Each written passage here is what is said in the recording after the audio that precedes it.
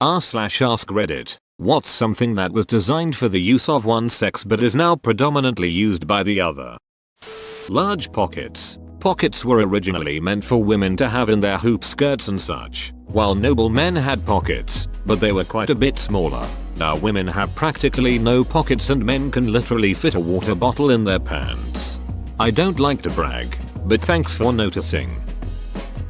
I feel bad BC whenever I talk to girls I know about just put X in your pocket. They say you think these pockets are real, and then here I am with enough pocket space to fit my whole ass iPad LMAO.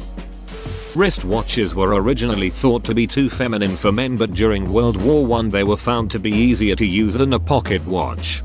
This is so interesting. What was feminine about the wristwatch? Was it the way someone would check it, the mannerism?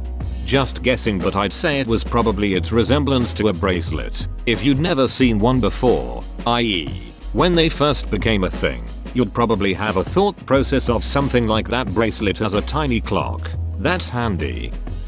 Marlboro cigarettes. Before the Marlboro Man became an icon of rugged masculinity, they were marketed towards women. They even offered red-colored filter ends that would hide lipstick marks. Hence Marlboro's iconic red and white branding. And the Marlboro Man's deep red lipstick. Yes. Crop tops were originally designed for men to show off their abs. Is that why we see that in anime so much? Joseph Joestar has entered the chat. Women didn't used to be allowed to ride horses at all, or had to ride side saddle because of their dresses. In 2002, when filming the Lord of the Rings trilogy, the production crew couldn't find enough skilled equestrians to be extras, because it was mostly women who still rode recreationally. Most of the Rohirrim in the movies are actually just like Eowyn, women pretending to be men. There are some wonderful photos from the Rohan sets of gangs of women on horseback wearing fake beards and grinning in glee. Makes me think of that scene from Life of Brian where all the ladies have to dress up as men to attend an execution. Best part is most of the parts were played by men, pretending to be women, pretending to be men. Old Spice. Old Spice was launched by Sholton Inc. in 1937. William Lightfoot Schultz was inspired by his mother's potpourri. And as a result, the first Old Spice product in 1937 was a woman's scent called Early American Old Spice. The product was received well and therefore followed with Old Spice for Men in 1938. Old Spice door blocking body wash Javesile 18 horse for door blocking. Power. My hoodies. What a brag. My wife is pregnant, so 90% of her clothes don't fit. I've lost half of my closet. I only hope I get all of it back after the baby is born. But I'm afraid she will decide that she loves them and keep them. Victoria's Secret was originally supposed to be a place for men to buy clothes for their wives without feeling embarrassed, but now it's almost exclusively shopped at by women. The colors pink and blue as they pertain to children's clothing. Pink used to be a masculine color and blue feminine. Little known fact that should be more well known. Little boys were dressed in pink, and little girls dressed in blue around the turn of the 20th century. There are also portraits of little boys wearing fanciful dresses. Yep, they used to have pants ceremonies for boys. Kleenex was originally marketed as women's makeup cleaner, but they started complaining because guys were always sneezing into their tissues. Sneezing. I heard that 90% of the people who read Playgirl are actually gay men, not women. Which I think was the intended audience when it was launched back in the day. I used to work on refrigeration equipment and one of our clients was a chain of strip clubs run by old school Italian guys, which means they were associated with exactly who you think they're associated with. They spent a couple of $1 million adding a huge addition to their flagship club that would have male strippers, hoping to attract bachelorette parties, etc. The night it opened, it was patronized mostly by men, mostly gay men. They literally closed early that night and never reopened that side of the business. They turned it into just a general event space that could be rented out for parties and things. But hardly anybody wanted to have their 25th wedding anniversary dinner attached to a strip club. Yoga. It was invented by men for men, but for some reason it's mostly women who gravitate towards it. Watches were originally created for women, because they didn't have pockets for a pocket watch. Because they couldn't just let us have pockets. The computer. It was mainly designed for data entry and was considered women's work. I remember in elementary school in like 1990 being told typing is for secretaries, and boys don't become secretaries. Now get to work on your cursive writing practice because when you're an adult you'll need it. I'm a guy and I took typing my junior year in HS because I need an elective. I liked it so much I took it again the following year. This was 1980 to 1981 and the class mix was always about 50-50 guys and girls. No one ever said to me that typing was for women. It was a fun class.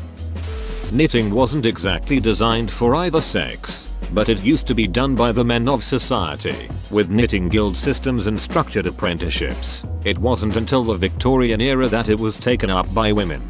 I feel like this may be mixing personal knitting and professional knitting. Many professional industries are male dominated even when women are the primary makers domestically. Tampons were originally meant for soldiers to plug bullet wounds until around World War I when nurses realized they can be used for more than just plugging wounds.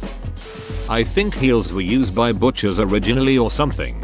Also used by noblemen to enhance the calf muscles. I thought it was to stay on a horse. Heels help keep your foot in the stirrup. Skirts, originally worn by both sexes but a lot of men. Since the invention of trousers men have stopped wearing them. I'm gonna start wearing skirts to work since I can't wear shorts when it's hot out. I'm a mechanic. You'll have more flexibility to move around without those constricting pants. Also give your co-workers a show. Make sure you put a tip jar next to you.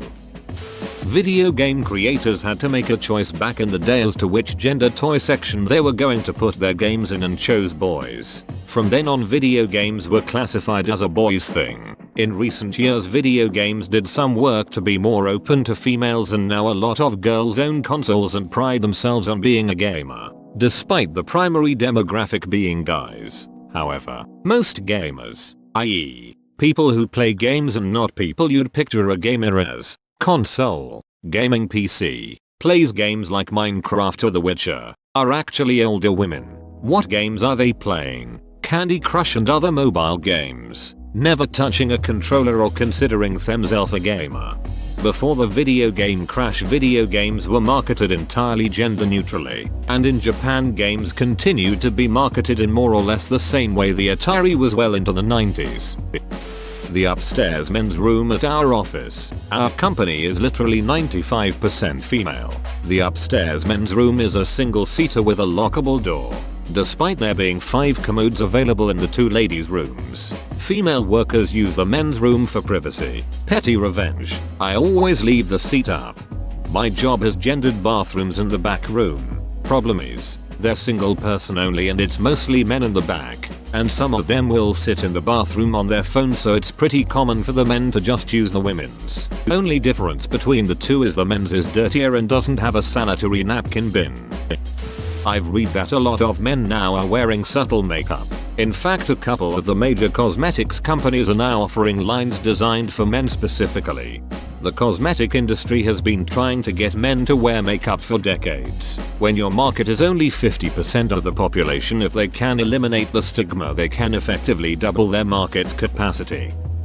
Pockets. Originally women had a slit in their skirt and would hang a pouch on a string underneath. This was their pocket. Over time it transformed into what we know as pockets today. Move further, and women can't buy clothes that actually have usable pockets without effort. Higher education in the United States. Originally women were excluded from it, so it was literally designed for males. Today, female students outnumber males in most institutions of higher learning. If anybody sees this before scrolling, I'm warning you now, it's all just heels.